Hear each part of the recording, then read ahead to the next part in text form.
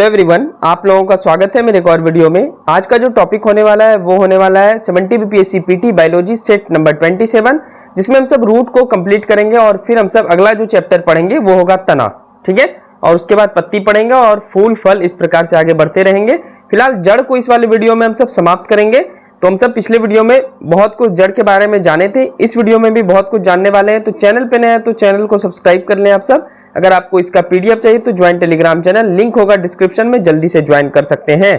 ठीक है, चलिए मूसला जड़ हम सब पढ़े थे और अपस्थानिक जड़ पढ़े थे। अब हम सब जानते हैं कि मूसला जड़ कितने प्रकार के होते हैं और अपस्थानिक जड़ कितने प्रकार के होते हैं, फिर जड़ पूरी तरीके से समाप्त हो जाएगा।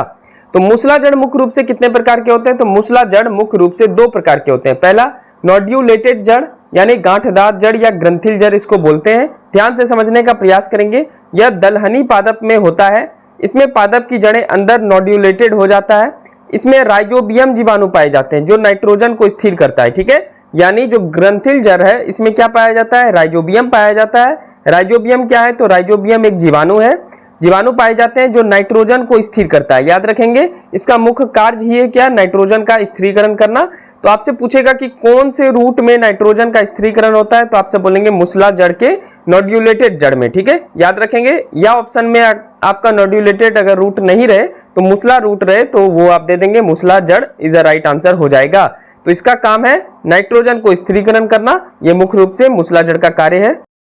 आइए, ग्रंथिल जड़ के जैसे उदाहरण है दालें, बादाम और मूंगफली। दूसरा देखते हैं हम सब। मूसला जड़ के ये प्रकार है श्वसनी जड़, इसको क्या बोलते हैं? Respiratory route. बहुत ही शानदार है कॉन्सेप्ट, ध्यान से समझेंगे।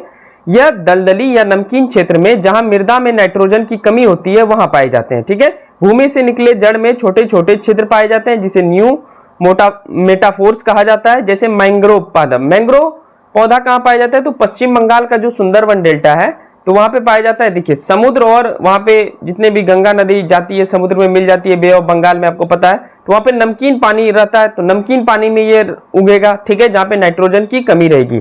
और इसमें न्यू मेटाफोर्स कहाँ पाया जाता है? तो फोटो में देखिए रूट निकला हुआ है बाहर, तो उसमें छोटे छोटे छिद्र होते हैं, वहीं पे न्यू मेटाफोर्स पाया जाता है। और ये मेनली उगते कहाँ है? नाइट्रोजन की कमी से। तो याद रखेंगे कि ग्रंथिल जड़ जो होगा उसकी जितने भी वेराइटी है वहां पे नाइट्रोजन की कमी नहीं होगी, और श्वसनी जड़ जो होगा वहां पे नाइट्रोजन की कमी होगी। तो दोनों बात आप याद रखेंगे। चलिए अब आते हैं अपस्थानिक जड़ में। तो अपस्थानिक जड़ का रूपांतरण, तो पहला हो गया कंदिल जड़ें। ठीक है, कंदिल जड़ें कैसी होगी? तो भोज पदार्थ संचित कर फूल जाता है। भोज पदार्थ का मतलब हमारा खाना खा के ये फूल नहीं जाता है, ये अपना जो खाना खाता है उसके कारण ये फूल जाता है। ठीक है, इसका आकार और नियमित होता है जैसे शकरकंद। शकरकंद आप देखेंगे तो इसका आकार एक जैसा होगा ही नहीं, मतलब सेम टू सेम शकरकंद नहीं हो सकता है, सबका डिफरेंस आकार होगा। तो कंदिल जड़ें अपस्थानिक जड़ का एक उदाहरण है जिसमें भोज पदार्थ संचित कर फूल जाता है। देखिए बीच में फूला हुआ है, आप शकरकंद को ध्यान से देखिए फोटो में, और इसका आकार अनियमित होता है। याद रखेंगे जैसे शकरकंद, पहला हो गया। दूसरा जो है ये है पुलकित जड़ें। अनेक मांसल जड़ें गुच्छे में पाए जाते हैं जैसे डहलिया। ये डहलिया का जड़ है, आप देख सकते हैं एक जगह से ही बहुत सारे जड़ निकल गए हैं, इस प्रकार से आप देख सकते हैं।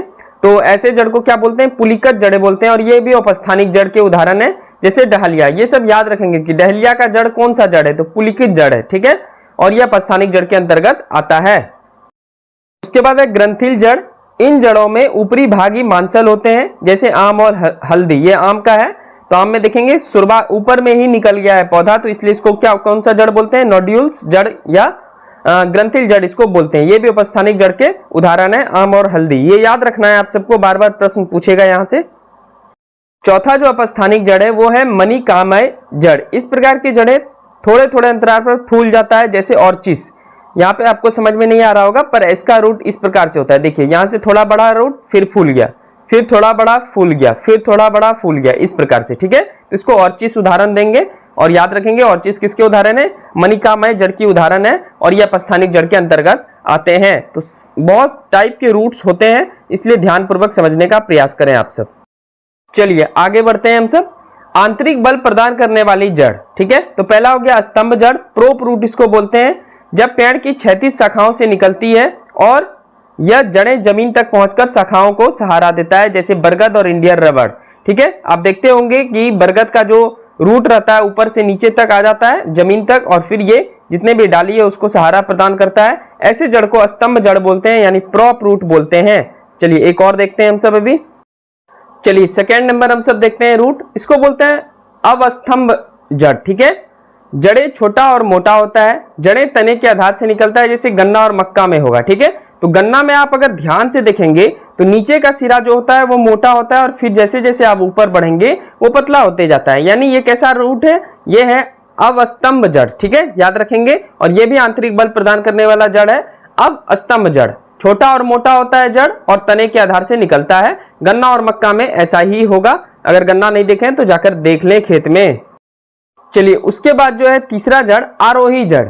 यह जड़ें तने की संधियां यानी नोट्स या पर्व संधियां इंटरनोट से निकलता है। ठीक है, इसको याद रखेंगे। आरोही जड़ कहां से निकलेगा, तने की संधियां नोट्स। आप नोट समझते हैं, जहां से पत्ती निकलता है उसको नोट्स बोलते हैं, और दो पत्ती के बीच की दूरी को इंटरनोट्स बोलते हैं। ठीक है, जैसे ये हो गया इंटरनोट्स और ये हो गया नोट्स, याद रखेंगे आप सब। ठीक है, तो ये आरोही जड़ कहां से निकलेगा, नोट्स और इंटरनोट से निकलता है। बढ़ते हैं आगे।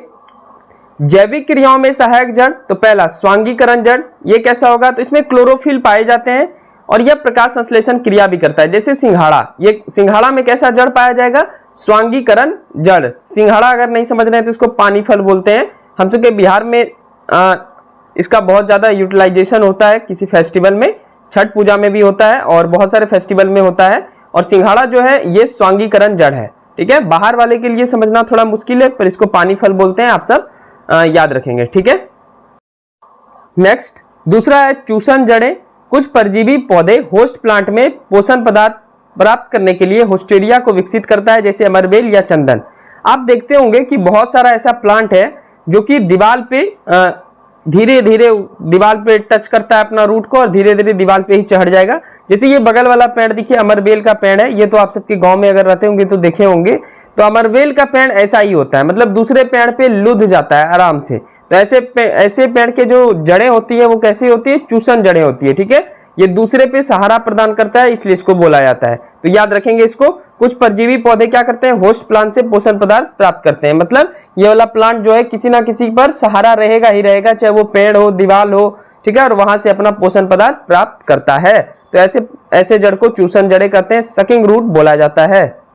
रूट का आखिरी स्लाइड, तीसरा है इपीफाइटिक्स जड़ें। इस प्रकार की जड़ें, यहाँ पे जड़ें कर लेंगे, अधिपादप से निकलता है जो वायुमंडल से आर्द्रता ग्रहण करता है, जैसे ऑर्चिस। इसको याद रखेंगे, ये सब फोटो हम सब पहले भी देख लिए। इसको बोलते हैं इपीफाइटिक्स जड़ें। ये इस प्रकार की जड़ें क्या करती है, जड़ अधिपादप से निकलता है और वायुमंडल से आर्द्रता ग्रहण करता है, ह्यूमिडिटी ग्रहण करता है। ठीक है, और अपना पोषण करता है। तो ऐसी प्रकार की जड़ें क्या करता है, मतलब किस प्रकार की जड़ें होगा, तो ऑर्चिस का जो जड़ होगा वो होगा इपीफाइटिक्स जड़। ठीक है, चलिए मिलते हैं नेक्स्ट वीडियो में। ये था रूट के ऊपर, और अगला जो वीडियो आएगा वो तना के ऊपर आएगा, और एक ही वीडियो आएगा क्योंकि तना में उतना पढ़ना नहीं रहता है। तो तना के बारे में हम सब एक ही वीडियो में जान लेंगे। ये वाला वीडियो पसंद है तो हमारे चैनल को सब्सक्राइब कर लेंगे। इसका पीडीएफ मैं फ्री प्रोवाइड करवाता हूँ, टेलीग्राम चैनल ज्वाइन कर लें और वहां से आप पीडीएफ पा सकते हैं। और वीडियो सच में जेन्युइन रूप से समझ में आता हो तो चैनल को जरूर सब्सक्राइब करके रखें। अभी बायोलॉजी खत्म होने के बाद आपका मैं फिजिक्स और केमिस्ट्री शानदार तरीके से करवाऊंगा, इसलिए सब्सक्राइब जरूर करें। थैंक यू सो मच, मिलते हैं नेक्स्ट वीडियो में।